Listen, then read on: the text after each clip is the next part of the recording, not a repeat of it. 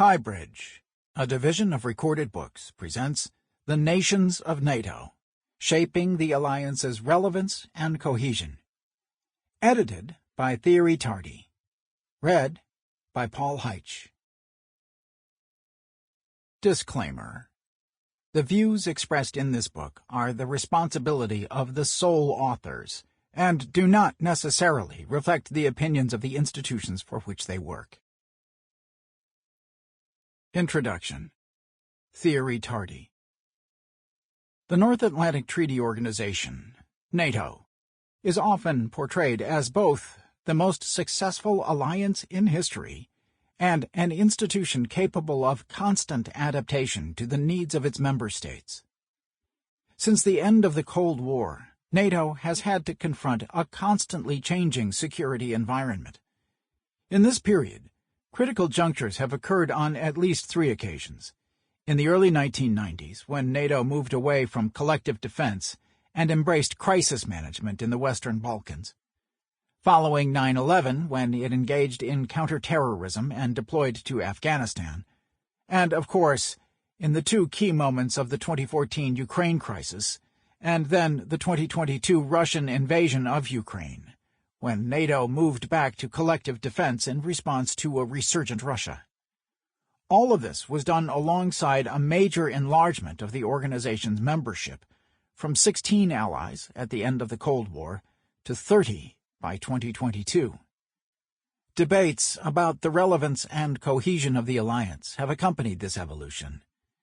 NATO's performance in the Western Balkans can be positively assessed against its peace enforcement and peace-building goals, but its record of promoting stability in Libya and Afghanistan is much more contentious. NATO has demonstrated its added value as a collective defense military alliance, yet its record as a crisis management actor or in counterterrorism is more nuanced. In addition, NATO cohesion has been affected by intra-Alliance politics and divergence among allies. The first months following the invasion of Ukraine by Russia on 24 February 2022 showed a strong cohesion of allies. Yet such cohesion has not always characterized the alliance. While NATO is ostensibly about shared interests and values, the past decade has shown up gaps at both levels. This was apparent not only throughout the term of President Trump, with Turkish President Erdogan, but also when considering the level of commitment of European allies to defense or examining Eastern versus Southern flank priorities. Whether the alliance is threatened from the outside or is being undermined from within has become an increasingly debated issue. These debates and questions go to the heart of how NATO functions. NATO is, first and foremost, an intergovernmental organization in which states define and implement policies. Understanding how the organization operates and how it defines its mission necessarily requires examination of its constituent parts, NATO's nations, in other words. This book thus provides a critical overview of NATO's current shape and evolution by looking at the policies of the Allies.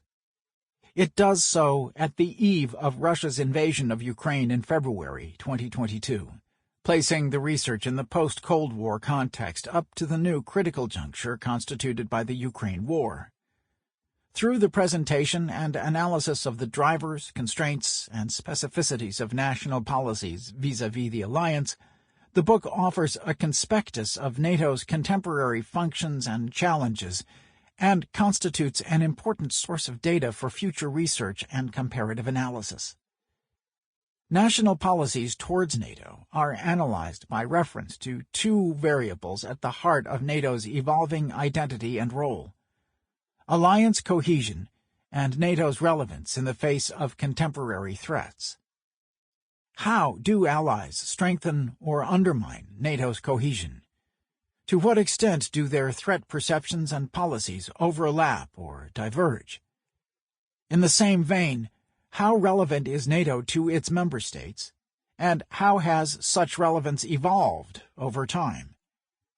How do allies' defense policies correlate with the NATO agenda so that the alliance is, or is perceived to be, relevant to national concerns and preferences? Conceptual framework. This volume is concerned with how NATO nations perceive the North Atlantic Alliance as responding to and furthering their security needs. It is about how central NATO's role is or should be for the Allies, and how far these states hold a common view of the alliance's purpose. Answers to these questions inform a view of NATO's relevance and cohesion. NATO's relevance. Relevance is understood as the congruence or alignment of NATO with its security environment. It draws on rationalist thinking by which international organizations are established by states to further a number of identified goals that can vary over time. Relevance results from the ability of the organization to deliver on these goals and to adapt to changing needs. Thus, just as alliances are about responding to existing threats, their relevance is also about adaptation to evolving and new threats. The expression of adaptation at the speed of relevance is largely used in NATO circles. Organizations that fail to adapt and to deliver on their member states' needs risk losing relevance. They may become obsolete or cease to exist as a consequence. Relevance is a subjective concept, constituted of material and immaterial elements, and as such is difficult to measure. Relevance can also vary from one member state to another based on different material circumstances or perceptions. It can also be area-specific. For example, an organization that has a multifaceted mandate can display relevance in one particular domain, but be less relevant in another. Applied to NATO, relevance relates to a mix of factors. As a military alliance, NATO is relevant to its member states so long as it provides an answer to their security concerns. Such concerns are differentiated. First, variations in threat assessment and in how the alliance should respond to the identified threats shape individual states' conceptions of NATO.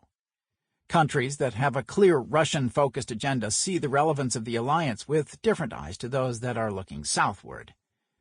The relevance of NATO is arguably different for France compared to Poland, and for the United Kingdom compared to Romania.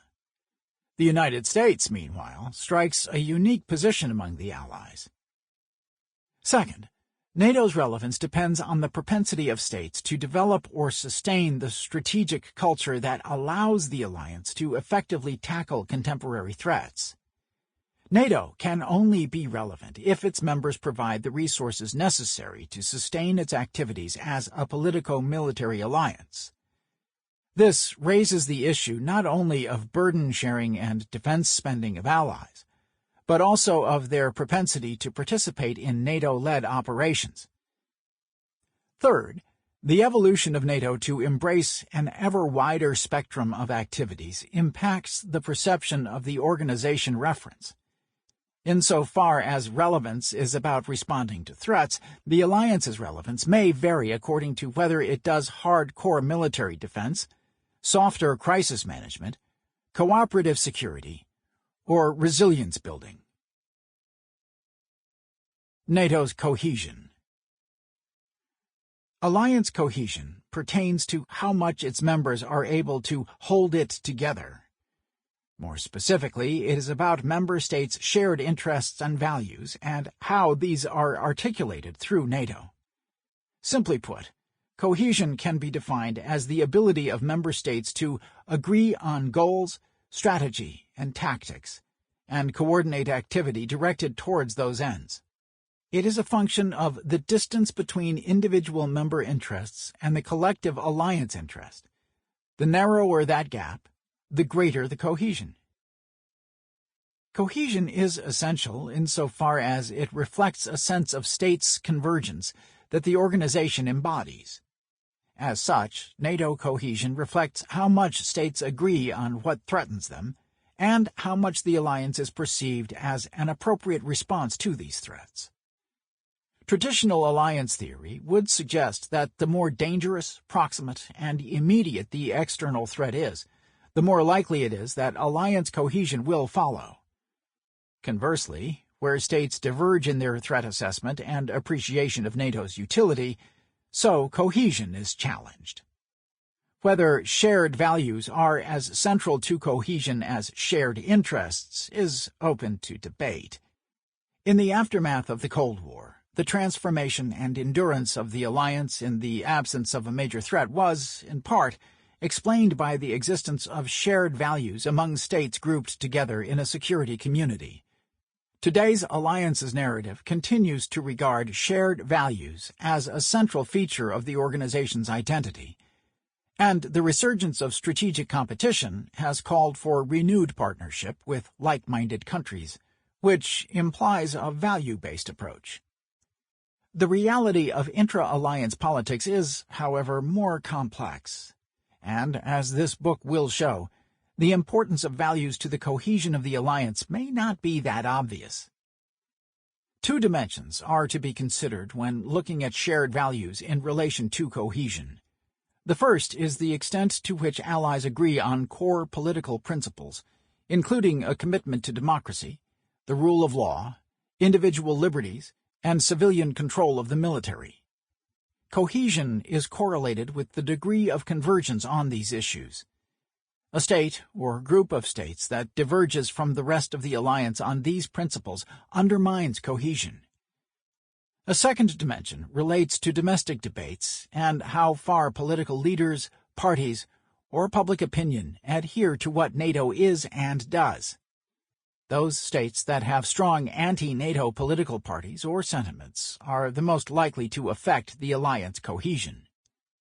In the immediate aftermath of Russia's invasion of Ukraine on 24 February 2022, the alliance's cohesion was clearly strengthened, in accordance with traditional alliance theory establishing a correlation between cohesion and proximity of the threat.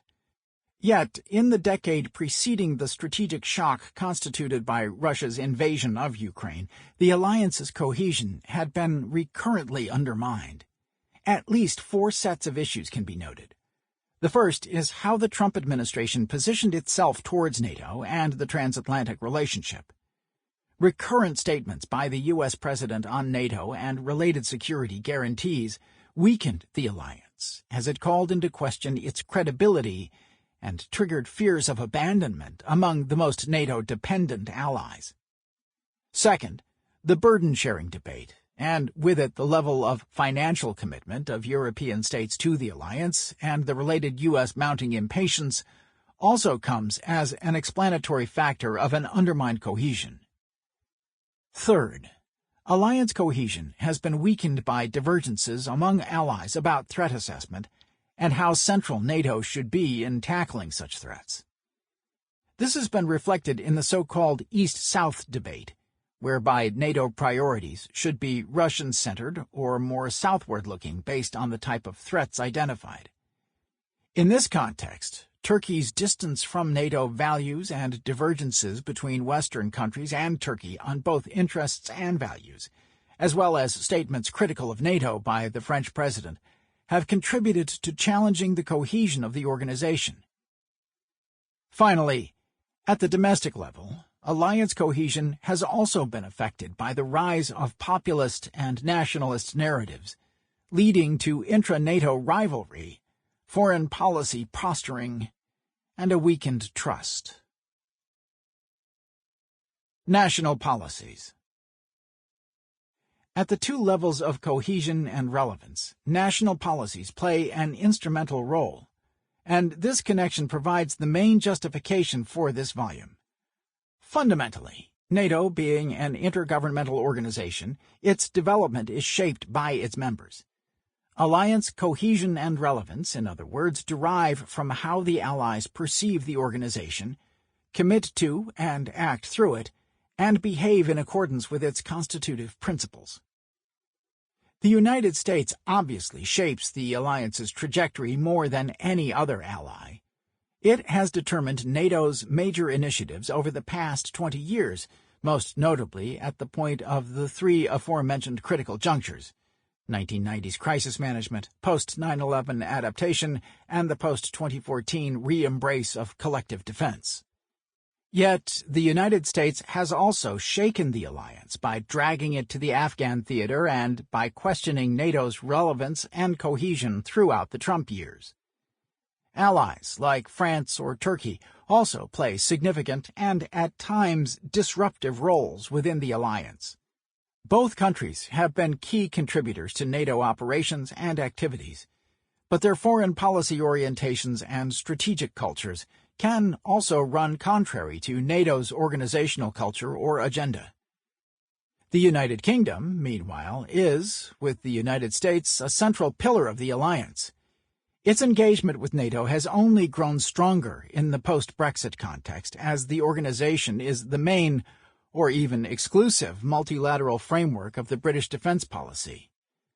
On the alliance's eastern flank, the Baltic states, Poland and Romania, have played an important role in the post-2014 and, since February 2022, shift back to collective defense. They have also pushed for the centrality of this core task in response to Russia, which they see as an existential threat to their own integrity. Looking south, Italy or Spain have tried to attract the alliance to their own southern periphery, with limited results so far. In between, countries like Germany or those of Northern Europe, Denmark, the Netherlands, or Norway are largely aligned with the United States. Germany has a pivotal role. It embodies a certain European reticence on the use of force, but at the same time is one of NATO's cohesion builders through its inclusive approach and a position that tries to reconcile NATO and the European Union, EU, defense identities. It is the political cultures and actions of these states that shape NATO's relevance and cohesion in an interdependent manner. Strong cohesion within the alliance positively impacts upon its relevance, while a lack of cohesion is likely to undermine it.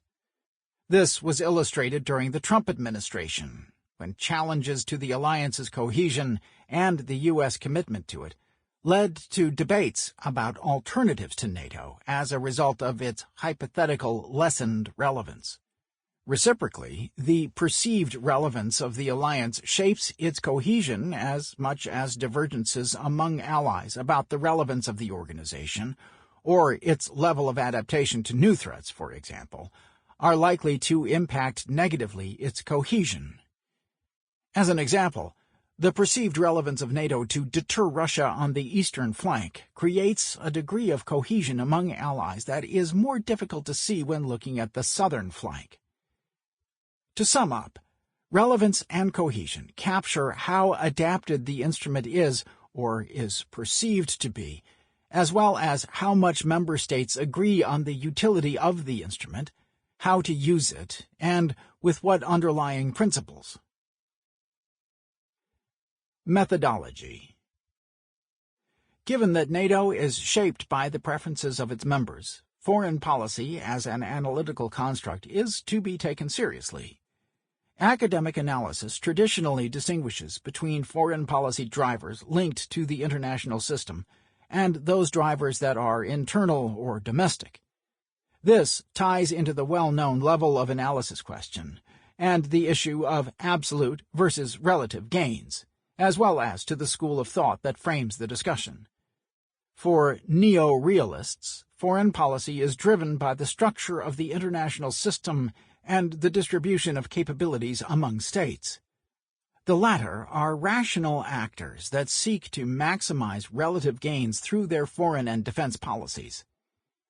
Institutionalists share the rationalist approach of the realists, but also see foreign policies as context-dependent.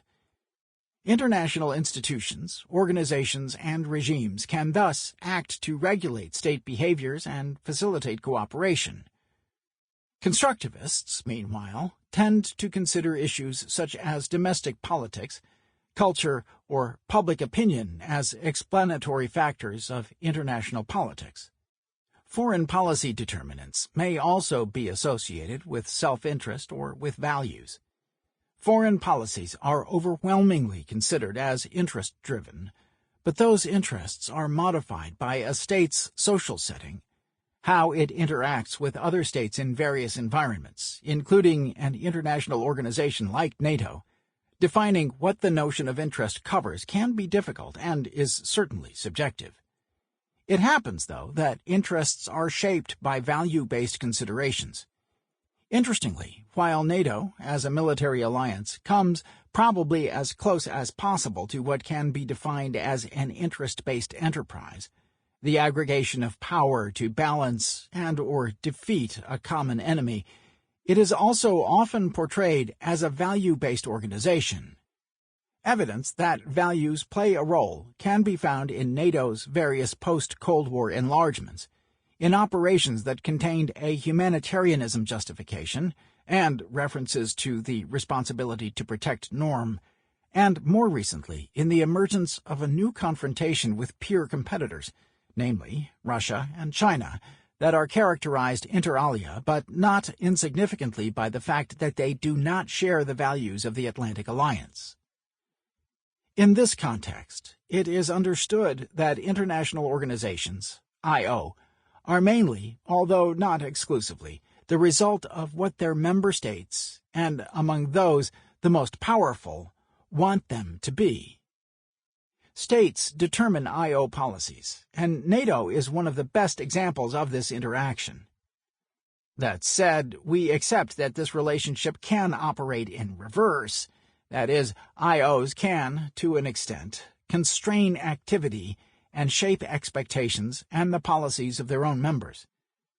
States take engagements or are socialized within I.O.s, which in turn influences their own interests, preferences, and actions. This relationship is much more direct when the state in question is dependent on the organization, for its own defense in NATO's case. Among the Allies, defense dependency is a matter of degree. U.S., British, French, or Turkish defense policies are arguably less permeable to NATO influence than their Latvian, Polish, or Romanian equivalents. In this volume, we take the state as our principal level of analysis, rather than the international system, but do not prejudge whether foreign policy choices are externally or internally driven, or whether they are interest-based or value-based. We believe that foreign policy choices may result from a variety of determinants, endogenous and exogenous, drawing on interests and on values that come into play in sequence or simultaneously. Any NATO member state's policy vis-à-vis the alliance may combine such a variety of determinants, although some may trump others and some may be essential for certain allies and non-essential for others. One aim of this book is to examine these determinants and to infer from them the alliance's key features. An abundant literature has been produced since the end of the Cold War on European security, transatlantic relations, and the role of NATO in security governance. Most of this literature adopts a state-centered approach, whether from an academic perspective, in reference to a neo-realist state-centric approach, or more from a policy angle, U.S. leadership in the alliance, France's return to the integrated military structure, the impact of Brexit on NATO, etc. Some publications also dedicate sections or chapters to national policies, or look at a particular defense security issue from a national perspective. This volume draws on this literature in the sense that it focuses on national policies. However, it proceeds differently, as it looks at the policies of the NATO nations in a sequential and systematic manner, dedicating individual chapters to either a single ally or to a small cluster of allies. This translates into a comprehensive overview of national policies and how they impact NATO, providing data for comparative analysis and future research on NATO and its members. The chapters of this book examine national policies through a broad foreign policy analysis, FPA, framework. FPA aims to understand the sources of conduct of states in international affairs, the significance of foreign policy decision-making, the role that state and non-state actors have within the overall distinctive process, as well as the influence of institutional and social factors in shaping foreign policy. It is interested in actors, processes, issues, instruments, context, and outputs that are interrelated and constitute a foreign policy system in action. This framework assumes a certain degree of state-centrism in how NATO is characterized as an intergovernmental organization, and thus the way in which its member states shape the alliance. Equally, in looking at foreign policies, we assume that the national level is of principal importance. However, we also accept that NATO and its members interact in a mutually constitutive policy milieu, where the goals of each entity are reinforcing each other. Foreign policy is multifactorial and multi-level in nature, and we appreciate the necessity to grasp the various sources of influence in foreign policy making, as well as being comfortable with the idea that states cannot a priori be understood simply as rational unitary actors. This broad analytical framework allows us to accommodate various international relations, IR schools of thought, that the chapter's authors may represent, and to explore how NATO is shaped by a mix of foreign policy decision-making, national motivations and preferences, material as well as ideational factors. Through such a framework, the country chapters look at a series of variables that characterize national policies, while at the same time considering where NATO lies in those policies. Ultimately, we are concerned with how these variables account for NATO's cohesion and relevance. Strategic culture. What is the nation under review's conception of the virtues and limitations of the use of force in foreign policy? How does its strategic culture shape or fit NATO's agenda? And how does strategic culture reinforce or undermine NATO's cohesion and relevance? Threat perceptions and institutional preferences. What are the main security threats to the nation under review, according to national threat assessment documents and secondary sources? How does NATO help in tackling those threats? How central is NATO, as opposed to other institutions or national initiatives, in the response to these threats? And, related, is the country under review looking to alternatives, such as the EU? The perceived merits of NATO. How is NATO regarded? As a means of force aggregation? A forum for political dialogue? As a military alliance or security institution? How far does NATO meet these perceptions? How does the nation under review weigh up NATO's core defense role alongside broader security activities? Cyber, terrorism, response to pandemics, etc. U.S. and NATO dependency. What is the nation under review's degree of dependence on the U.S. and alignment with U.S. policy priorities? How far does such alignment determine NATO membership? How much is defense policy related to, similar to, or shaped by NATO policy? Interests versus values. To what extent are national policies towards NATO interest-based or value-based? How important is the liberal normative dimension of NATO policy, as opposed to a more interest-based approach, for the country under review? How do these considerations shape NATO's cohesion and relevance?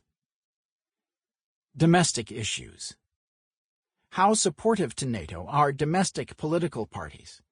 What are the trends in public opinion vis-à-vis NATO? Is there a danger that anti-NATO sentiments might lead to an exit from the alliance? What ministry or administration is in charge of policy-making on NATO-related affairs? How much is the legislature involved in NATO policy? Level of commitment. What is the national contribution to NATO operations, missions, and activities? How is the ally in question performing in terms of defense spending in relation to NATO's defense investment pledge, and how active is the nation in NATO's policy development? Future challenges. How does the country under review... Sample complete. Ready to continue?